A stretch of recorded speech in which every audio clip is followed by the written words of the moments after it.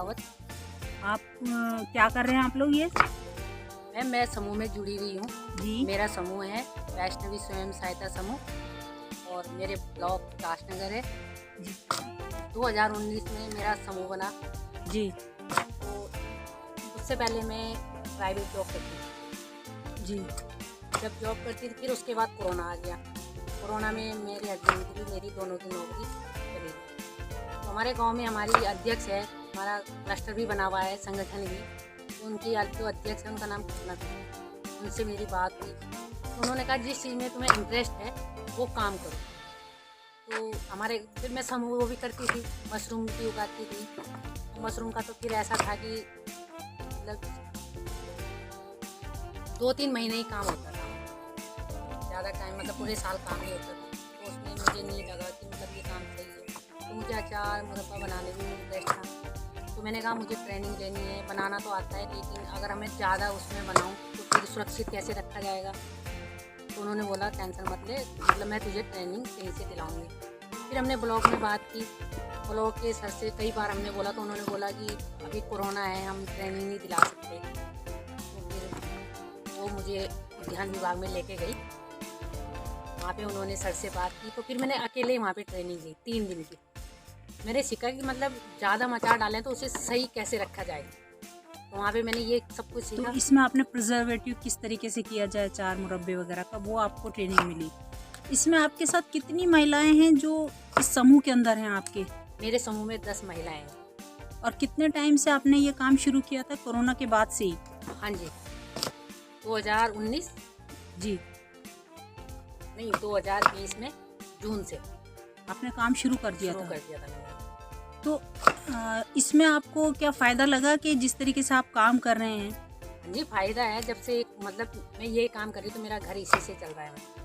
अच्छा, आपकी सारी जो बहनें हैं, जो समूह की बहनें, वो सभी काम कर रही हैं इसमें?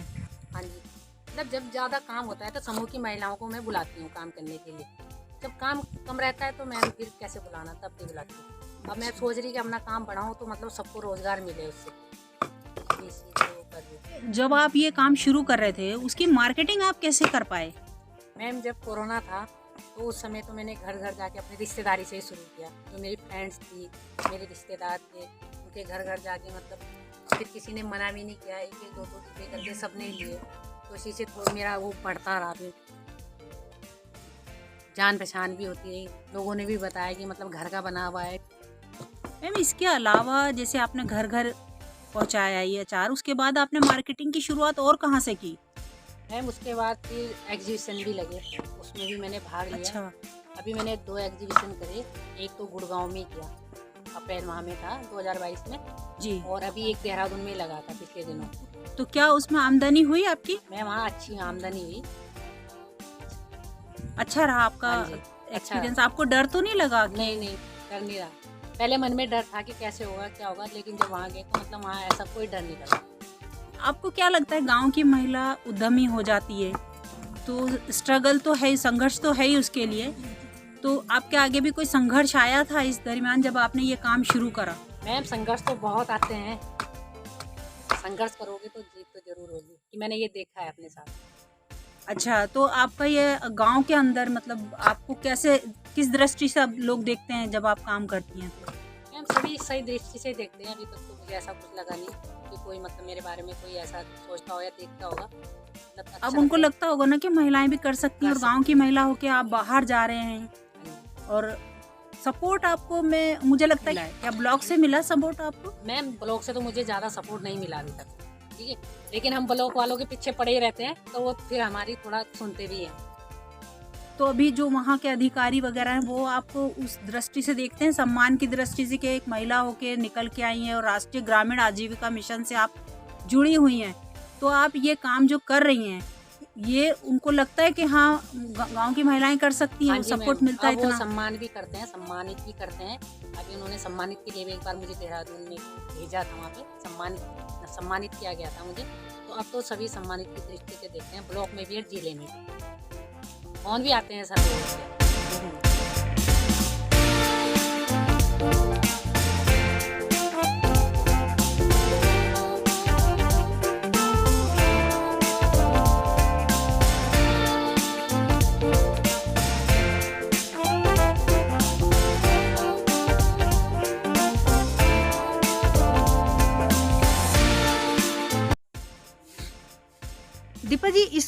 मार्केटिंग के लिए अभी आपने क्या सोचा है? मैं मार्केटिंग अभी एक तो लोकल मार्केटिंग मेरी हुई भी है और एग्जीबिशन में भी मैं जाती हूँ। अभी मैं अमेजोन पे भी ट्राई मार रही हूँ, उस पर भी अपनी कोशिश दे रही है अपने प्रोडक्ट।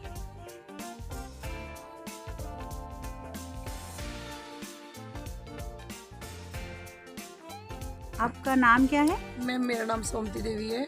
मैं स्वयं सहायता समूह वैष्णवी की अध्यक्ष पद पे हूँ। तो ये आपने काम कब से शुरू करा? मैम काफ़ी दिन हो गए हमें ये काम शुरुआत करे हुए।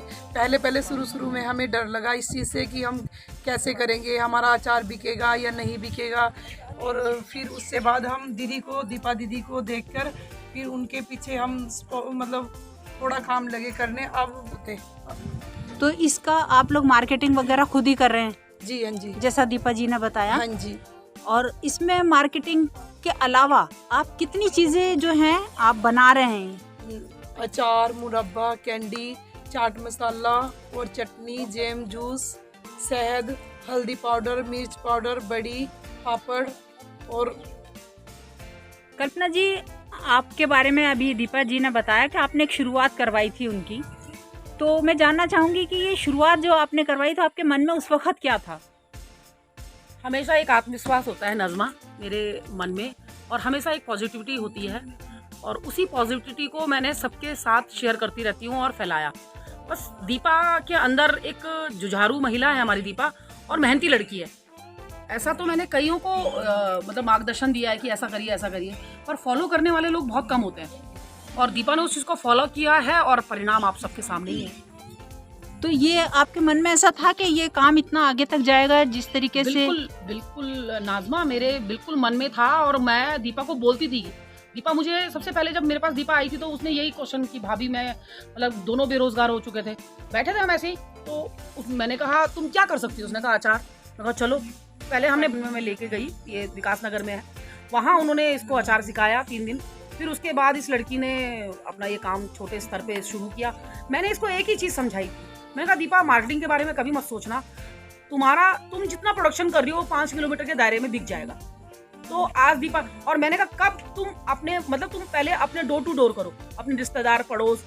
उस लड़की, मैंने कहा ये 10 लोग तुम्हारे कब 10,000 हो जाएंगे तुम्हें नहीं मालूम पड़ेगा, तुम्हारे 40 लोग कब 400 जाएंगे, कब 4,000 हो जाएंगे, कब 40,000 होंगे, तुम्हें खुद को नहीं मालूम पड़ेगा। तो आज दीपा का वही है कि कस्टमर।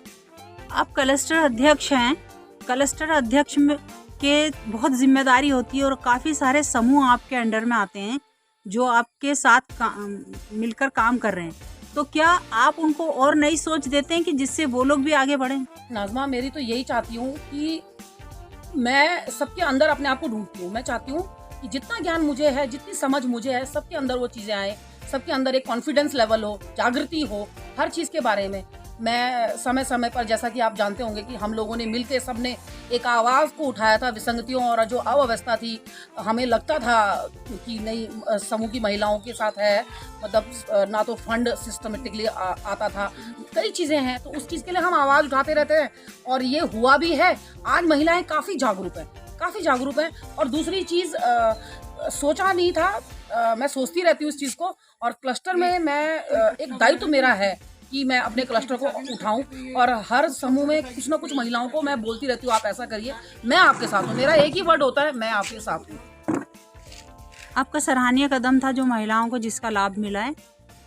आप इस तरीके से और समूहों को आप आगे लाइए।